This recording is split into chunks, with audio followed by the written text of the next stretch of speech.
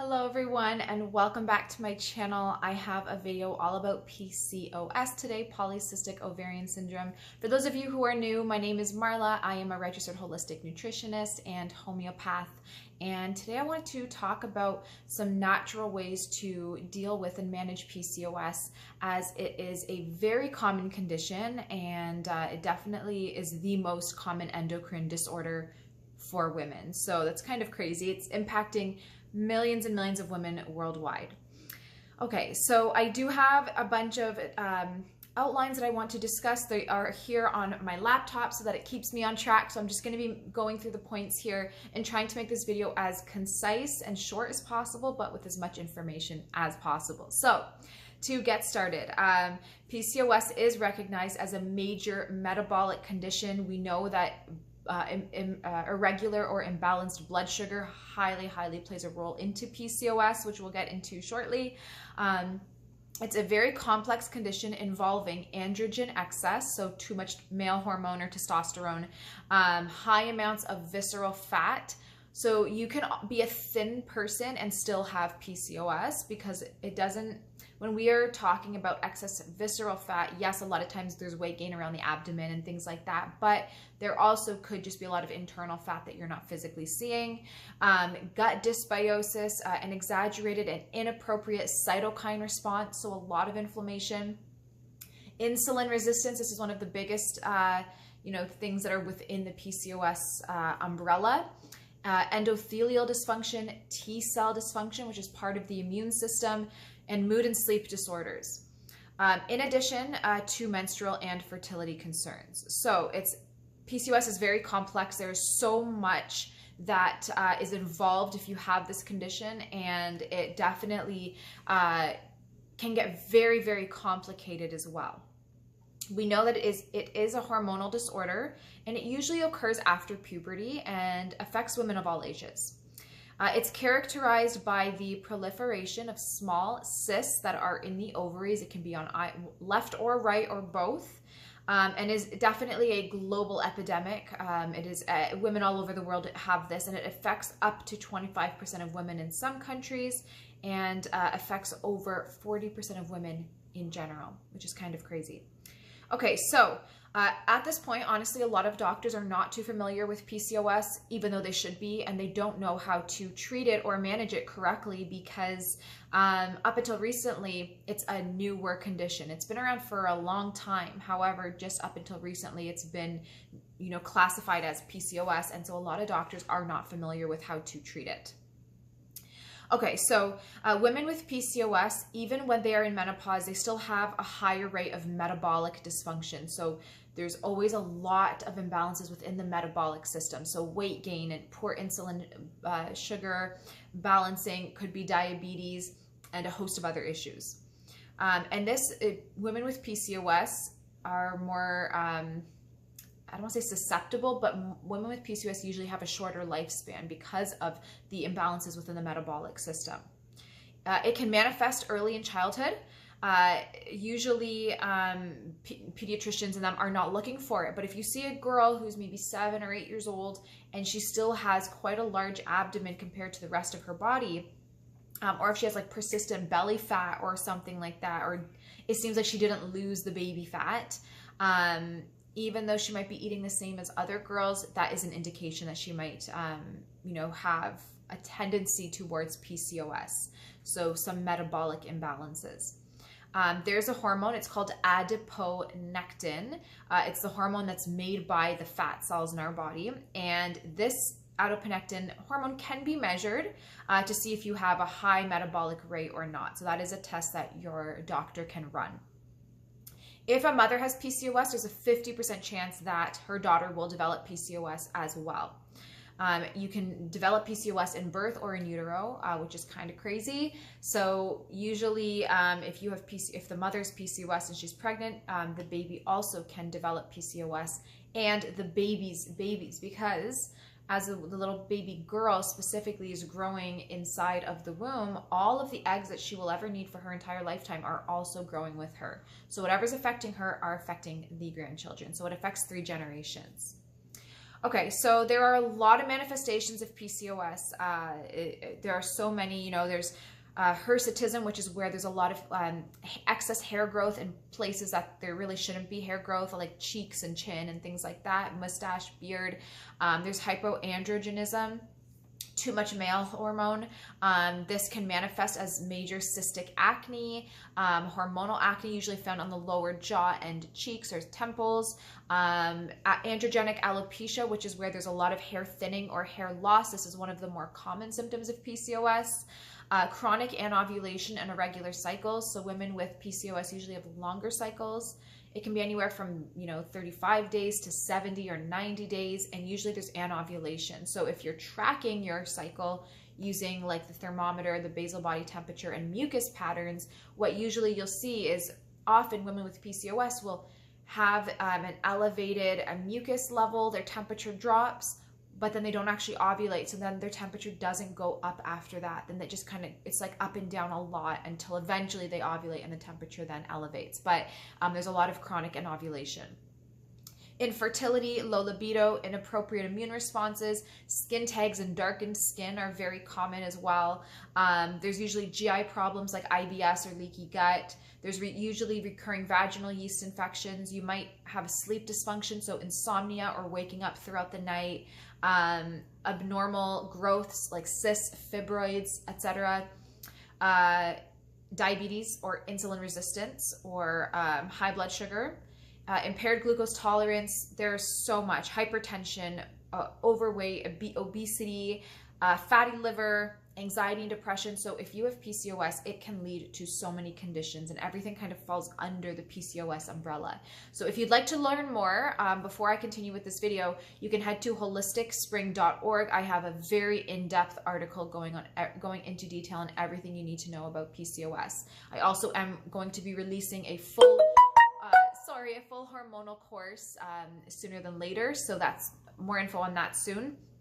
I'm filming on my cell phone and I forgot to turn off the volume, so I apologize for that. So those are some of the, I guess, like manifestations of PCOS. If you have any of those types of symptoms or conditions, let's lower the volume here. Okay, my apologies, I turned the volume off. We are back. Okay, so if you have any of the symptoms of PCOS that I just mentioned, so the IBS, yeast infections, hirsutism, acne, things like that, hair loss, those are indications that you have PCOS. So you would want to, if you haven't already been diagnosed, you would want to go and get diagnosed with that, and then work with a practitioner who can help you manage all of those imbalances that come with this. Comorbidities. So PCOS and endometriosis, the comorbidities is that about 77% of women with PCOS had grades 1 or 2 endometriosis. So usually if you have PCOS, you can also develop endometriosis, which is a pretty severe condition. There's also things like fibroids and adenomas, which can be present.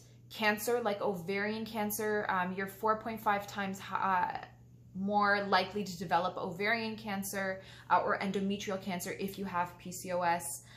You're 13 times higher to develop colorectal cancer, which is just absolutely crazy for women with PCOS. So your risk of developing cancer is just much higher, and this just makes it so much more serious to work on this condition. Okay, women who have irregular cycles or hormones usually have a shorter lifespan. Again, absolutely crazy. So a couple risk factors. Okay, so what are the risk factors for having PCOS? So prenatal risk factors are usually exposure to hormonal fluctuations, EDCs, and oxidative stress. So usually if you're having PCOS and you're pregnant, you're going to have major hormonal fluctuations and a lot of stress that can affect the baby.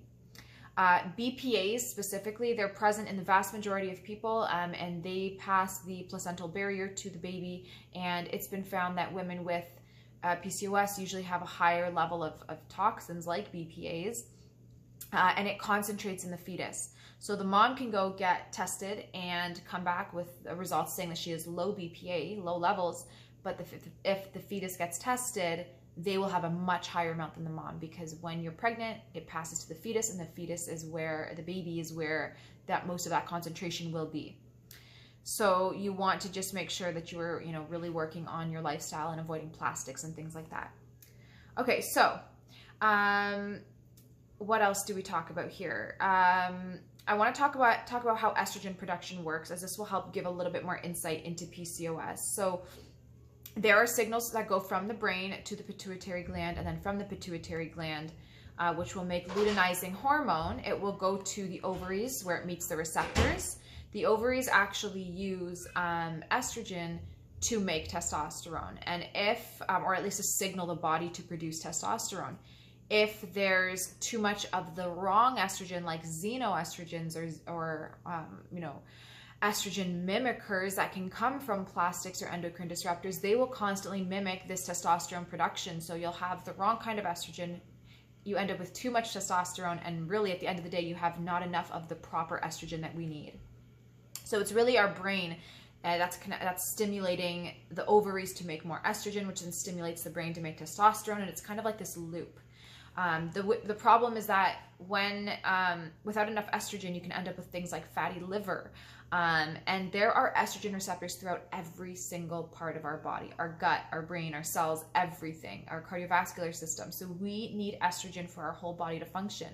Women with PCOS don't have enough of the good estrogen. We have high levels of toxic estrogen, but not the good stuff. And this is why you might experience a lot of different health issues, because estrogen is needed for so many functions of the body. So really, really important to make sure that we're balancing our estrogen levels and increasing them. Women with PCOS have now been proven to have leaky gut and dysbiosis, so too much bad bacteria, which comes from reduced amounts of estradiol in the gut, and this leads to chronic inflammation. And inflammation is the driving force of many of the issues associated with PCOS. So if you have inflammation, you're going to have more insulin issues, you're going to have poor sleep issues and weight gain and all the other things that come with PCOS. So getting inflammation levels down is very important. Okay, so I want to talk really, really quickly. This video could easily be 2-3 hours long, so I'm going to try to summarize. Talking about the circadian rhythm. So the circadian rhythm is the 24-hour oscillation that every oscillations in physiology that every single human has. And it allows us to search for food when it's light, sleep when it's dark, etc. Estrogen is the master hormone that's regulating our circadian rhythm, and the same applies to men. So women often have insomnia and sleep issues when they have PCOS because there's not enough estrogen, which means there's not enough circadian rhythm balancing. So binge eating can be related to estrogen deficiency. It can usually be treated effectively with estrogen patches. But women with PCOS seem to have a completely backwards circadian rhythm. So the average normal person's more awake, during the day, sleepy at night. Women with PCOS have that switched. And we're not making enough melatonin to help us sleep. So circadian rhythm balancing is really important because the gut is programmed to anticipate food during the day only. So if you're more awake at night, you're eating more at night, you're throwing off the body's proper function and leading to more inflammation and imbalances. So you want to practice time-restricted eating. The first thing that you want to do is eat between 8 in the morning and stop eating by around 5 or 6 p.m. So normally people will fast until 1 or 2 p.m. and then eat later in the day. You want to do opposite. Have your breakfast, have your lunch, have your dinner, but then fast in the evening instead of the morning. And that can really help to start switching your circadian rhythm clock. Okay, so before I move into what we can do for PCOS, I want to touch on some lab testing that you can either ask for or your doctor might send you for. So you can ask your doctor for these testings if you believe you have PCOS or if you know you have it and you want to learn more. You can get a lipid profile, an advanced lipid profile if possible, insulin and LDL testing. You want to test for MTHFR genetic SNPs, an ANA and celiac panel to determine your inflammation levels and autoimmunity if it's present, ferritin levels, see how your iron is doing, which also tells you how your inflammation levels are. You want to get a vaginal swab to see if there's any yeast growth. urinalysis, micronutrient test, heavy metal test, a hormone and thyroid panel test. So these are just some things you can ask your doctor for. Okay, what can we do for PCOS? Number one most important thing to do is live a clean lifestyle. What that means is do not use toxic hair care, skincare products. Do not use fragrances in your home. No candles, no toxic detergents or toothpaste. You need to completely clean out everything in your home that is toxic because they are endocrine disrupting substances that will throw off your hormones more, lower your estrogen and increase testosterone, which will drive PCOS more. And with PCOS, you have to be very mindful to have more estrogen, make more estrogen production, keep your body clean. So limit exposure to xenoestrogens, especially plastics. Don't cook in plastics. Don't use any plastics in your home. Just cut out the plastic. Okay, you also want to exercise very frequently. So moving our body, whether it's a morning run or a brisk walk or a bike or a weight workout, exercise. The only thing you want to be careful with, do not do 1 to 2 hour workouts every single day, 5 days a week. That will disrupt your hormones. It'll increase your testosterone, which means even less estrogen. So just be careful there. The other thing you want to do is get good quality sleep. So work with your circadian rhythm. Wake up in the morning, have a big healthy breakfast, have a big lunch, big dinner, stop after that. Go to bed around 10 to 10:30 p.m. Have a really dark room. Turn on lavender in your diffusers at night. Put an eye mask on if you need to have it dark. So do all of the things that you need to have a good quality sleep. If you'd like to know how to sleep like a dream, literally, you can go to holisticspring.org, and I have 2 resource PDF downloads there that go into everything you need to know about sleep. Okay, you also want to take certain supplements, which we will get into, but balancing your circadian rhythm is really, really important. Okay, in terms of dietary suggestions, you want to avoid animal protein as much as possible as it's full of hormones, and instead you want to consume a more plant-based type diet, which means lots of fresh vegetables, whole grains like quinoa, buckwheat, millet, lentils, some fresh fruit like berries, grapefruit, green apples, things like that. You want to do squashes and avocados and coconuts, nuts and seeds. So all of the healthy things, and then a small amount of animal protein coming from like a wild caught fish, chicken, turkey, that kind of stuff. So really limit animal protein, and when you're having it, have a good quality wild caught or free range pasture raised type protein to limit the extra hormones that they pump into the animals. And again, you don't want to eat late at night. I know a lot of people eat at 1 p.m. in the afternoon and then till 8 or 9 p.m. at night. If you have PCOS, you cannot do that. You have to switch it. So eat from 8 to 6 and then fast through the evening and night. That's the better way to go. So practice 8-hour daytime eating. You begin in the morning with a big breakfast and then have a 14 to 16-hour overnight fast. This will help your body clean out cells, get rid of excess toxins and hormones, and keep everything in balance. Okay, you really want to avoid dairy. Eggs sometimes can be inflammatory, so be careful with that. You want to avoid sugar and refined carbs, and foods that you're sensitive to as well. Sorry, kids are yelling downstairs. I'm home alone with them, and it's hard to keep them quiet during a video. So the one thing that I will say is sugar is, of all the foods, the most harmful food to consume, and starches when you have PCOS. And why? It's because you have insulin resistance. When you have PCOS, you are not taking insulin up well into the cells. So what that means is that your body is going to store all the sugars and starches as fat, which creates more of the wrong kinds of hormones, more toxins, more inflammation. It disrupts your metabolic system further, pushes PCOS further even more. So we're really, really sensitive to sugar, and when I say we, it's because I have PCOS. So we're really sensitive to sugar. We should not be having any sugars or starches, and if you do, it should be a treat once in a while, here or there. Stress management. This is so important. So we need to try to keep stress as low as possible, because stress elevates cortisol, which disrupts the blood sugar. It disrupts our sleep cycle patterns. It creates inflammation and a whole host of other issues. So practice meditation, deep breathing, go for a run, take a hot Epsom salt bath, massages, whatever you need to relax. Do that daily or weekly, however often you need, to keep your stress levels as low as possible.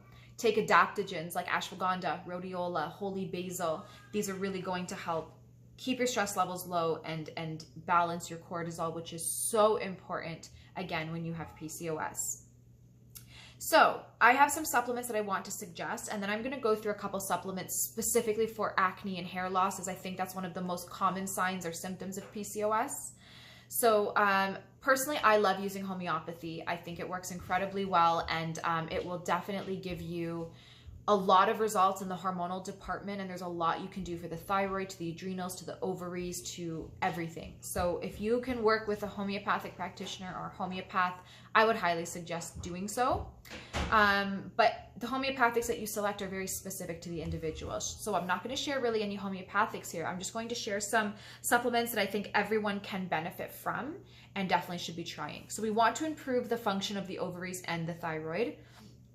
And there are some good supplements for that. So I'm just going to go through my list here. Number 1, melatonin. You should be taking melatonin whether you sleep good or not, in my opinion. Not for the rest of your life, but definitely, you know, for a good little while to really get a good quality sleep. So it'll help with sleep and ovarian function because you have ovarian receptors that help to balance your melatonin levels. And it's highly antioxidant and anti-inflammatory. You also want to do DHEA, okay? This can help to make your ovaries function better. It's really anti-inflammatory, so a good fish oil or something like that can be really beneficial. Inositol. Inositol is the top supplement. If you have PCOS, drop everything and take inositol. Like if you were to take one supplement, that is the one. And the reason is because it helps to balance your insulin levels. And the one thing you need to do starting today if you have PCOS in order to get any relief is to balance your insulin levels. So myo-inositol helps with that. And it also helps you to have a healthy androgen profile, which means lowering your testosterone levels, which means shortening your cycles, having proper ovulation. So this can help with fertility and improving your acne, hair loss, all the things. Anti-inflammatories like curcumin and berberine are really important. They can help support your immune system and reduce inflammation that comes from having not enough estrogen. Selenium is really important for the thyroid and for immune support. And you want to do a B complex. Make sure it does not contain folic acid. You want it to contain folate or methylfolate. But B complex will help with a lot of the processes that are involved in the methylation pathways to improve your body's function.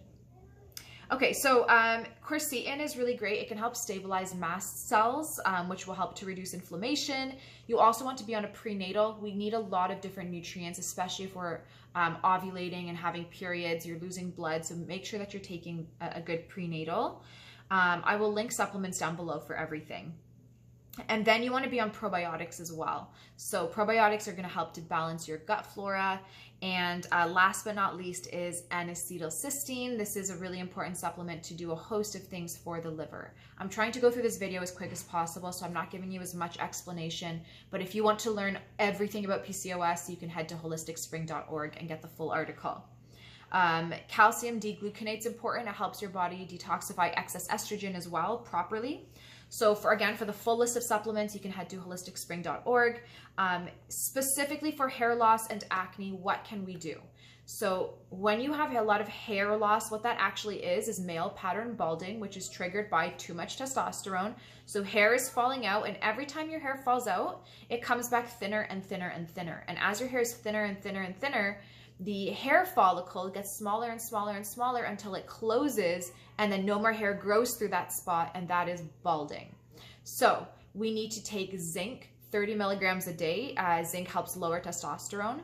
You also want to do spearmint tea, 2 cups a day at least. This will help to also lower testosterone, which will help to improve the hair loss.